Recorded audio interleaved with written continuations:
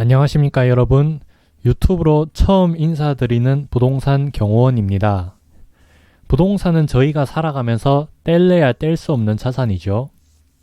우리는 살면서 부동산이라는 실물 자산을 눈으로 볼 수밖에 없고, 또 주거 공간에서 살아가기 위해서는 꼭 한 번은 부동산을 접할 수밖에 없습니다.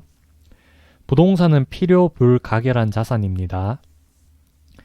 그렇기에 우리는 부동산 관련된 정보나 세금을 알아야 될 필요가 있고, 저 부동산 경호원은 여러분들이 부동산에 대해 최대한 쉽게 접할 수 있도록 도와드리겠습니다. 오늘의 주제는 부동산을 취득했을 때 납부하는 취득세의 정의에 대해 정리를 해보려고 하는데요. 이 취득세의 정의를 살펴보기에 앞서 여러분들 궁금하지 않습니까? 부동산을 내 돈 주고 내가 취득을 하는데 왜 취득에 대한 세금을 내야 될까요? 해당 사진은 등기부등본입니다. 여러분들 한 번쯤은 보셨을 겁니다. 여러분들이 누군가로부터 아파트를 매수했습니다. 내가 아파트를 완전하게 소유하기 위해서는 매매대금을 지급하고 소유권 이전 등기까지 완료해야 되는데요. 소유권 이전 등기가 완료되면 지자체에서는 귀신같이 알게 되어 있습니다. 지자체에서는 어떻게 생각할까요? 이 사람은 아파트를 살 능력이 있네? 그러면 세금을 납부할 수 있는 능력도 있다고 판단이 되는데, 즉 담세력이 있다고 판단을 해버립니다. 담세력은 세금을 부담할 수 있는 능력이라는 뜻인데요. 정리를 하면 부동산에 대한 취득 행위 및 등기를 하게 되면 담세력이 있다고 판단하여 취득세를 납부하는 원인이 됩니다. 정부는 세수 확보를 위해서 여러 가지 법을 제정하여 세금을 징수하기 때문에 부동산 취득세도 피할 수 없는 항목이 되었습니다. 그럼 오늘의 주제 취득세의 정의를 살펴보겠습니다. 취득세에서 말하는 취득의 정의는 지방세법 제6조에 나와 있습니다. 조문을 그대로 끌고 왔는데 한번 쫙 읽어볼게요. 매매, 교환, 상속, 증여, 기부, 법인에 대한 현물 출자, 건축, 개수, 공유 수면의 매립, 간척에 의한 토지의 조성 등과 그 밖의 원시 취득, 승계 취득 또는 유상, 무상의 모든 취득. 이야, 아무래도 법이다 보니 정의부터 복잡합니다.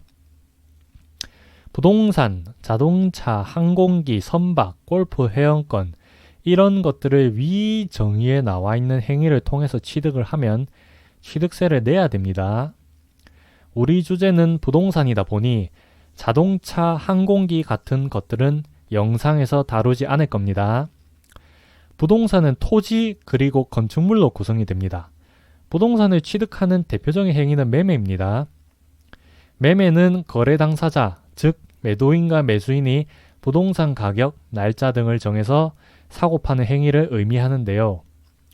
부동산을 상속받아도 취득세를 내야 되고, 증여를 받아도 취득세를 내야 되고, 한마디로 부동산을 웬만한 행위를 통해서 취득을 하면 취득세를 내라, 이 말입니다.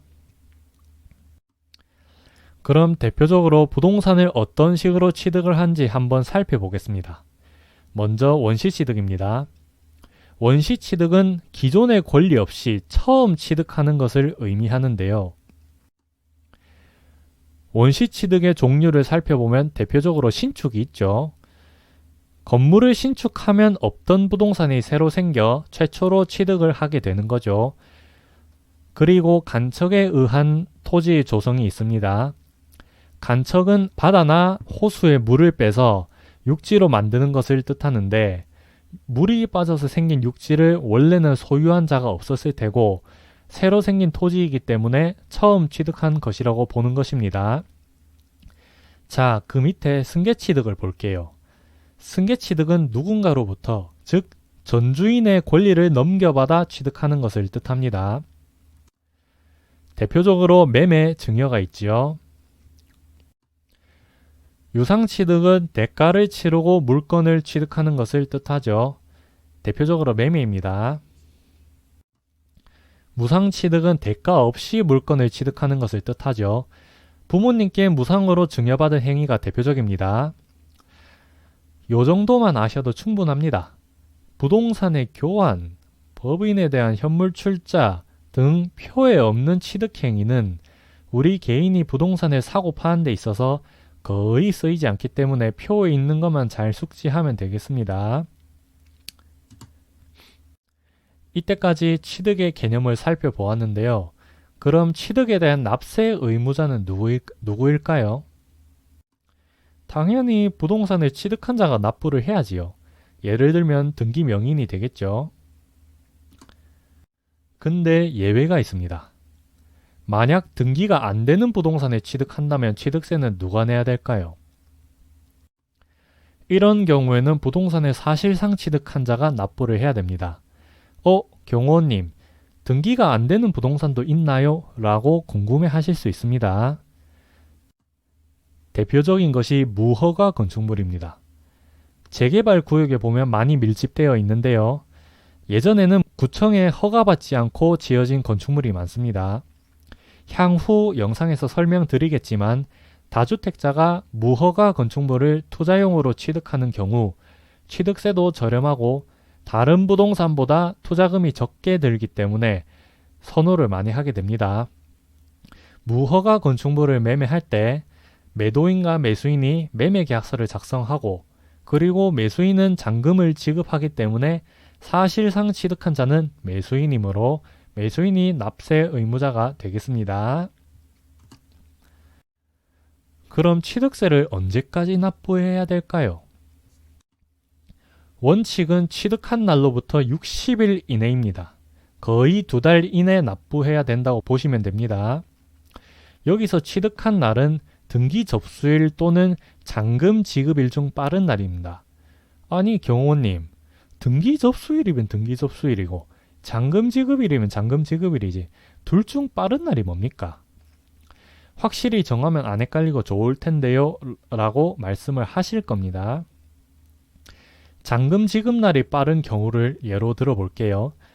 매수인이 매도인에게 잔금을 주고 등기를 접수를 해야 되는데 부동산 취득한 기쁨에 들떠 등기소를 달려가다 발목을 접질러 응급실로 가게 되었습니다. 그럼 잔금은 지급됐는데 등기 접수일은 하루나 이틀 뒤에 할 수 있는 상황이 올 수 있습니다. 이런 경우에는 구청에서 등기 접수를 뒤늦게 했더라도 잔금 지급했으니 잔금 지급한 날에 부동산을 취득한 것으로 봐주겠다는 것입니다. 등기 접수일이 빠른 경우를 예로 들어볼게요. 매도자가 세금 문제로 인해 부동산을 1월 30일까지 처분을 꼭 해야 되는데 매수인이 동계산을 잘못하는 바람에 1월 30일까지 잔금 지급을 못할 상황이 올 수도 있죠. 매도자가 위험 부담을 안고 매수인에게 등기를 먼저 넘기는 경우가 있습니다. 이렇게 되면 등기를 접수하고 잔금을 하루 이틀 뒤에 받게 되는 것입니다.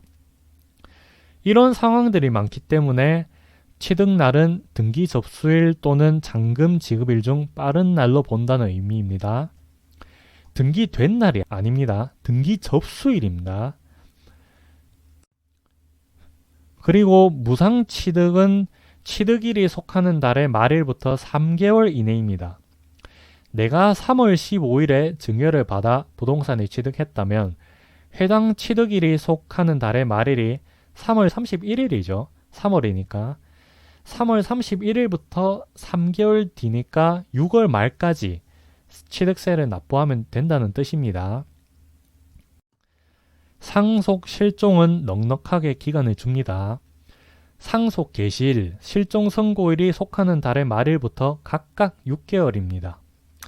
아버지가 돌아가셨는데 2달 안에 취득세 내라고 닥달하면 너무 야박하지 않습니까? 2달 안에 마음이 안 다스려지기 때문에 상속 개시일 또는 실종 선고일이 속하는 달의 말일부터 6개월이라는 넉넉한 시간을 줍니다.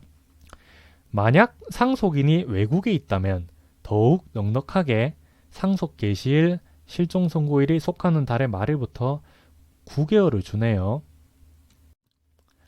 이로써 취득세의 기본적인 개념을 살펴보았습니다. 다음 강의부터는 취득세의 계산 방식과 각 케이스별로 취득세 세율을 살펴보도록 하겠습니다. 조금이라도 도움이 되셨다면 구독과 좋아요 한 번씩 부탁드립니다. 꾸준히 좋은 자료로 찾아뵙도록 하겠습니다. 감사합니다.